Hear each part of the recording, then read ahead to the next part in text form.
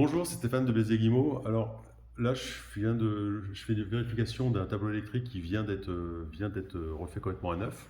Alors c'est pas mal, mais il y a quand même une anomalie qu'on voit assez souvent. Vous voyez le petit pontage là-haut en 2,5 mm². Non, on ne fait pas ça.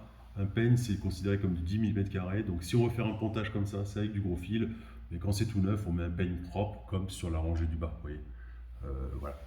Donc ça, c'est la première petite anomalie, c'est pas grand-chose à régler, hein. Et la deuxième anomalie, c'est que vous voyez, donc on est ici, ils ont mis les 40 ampères, parce que, alors l'électricien, il raisonne un petit peu différemment du diagnostiqueur. Alors ça, je m'adresse un peu à si vous avez des électriciens, hein. C'est le réglage, ici on est en 6 kVA, ça veut dire qu'on est en 30 ampères.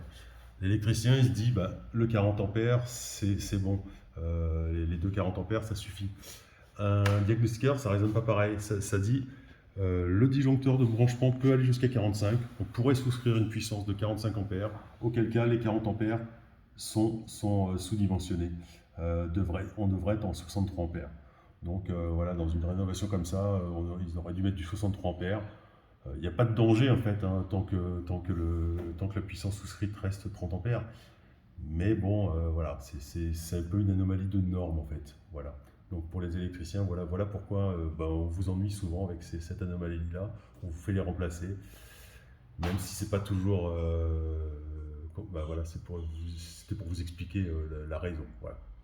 C'était Stéphane de Béziers-Guimau.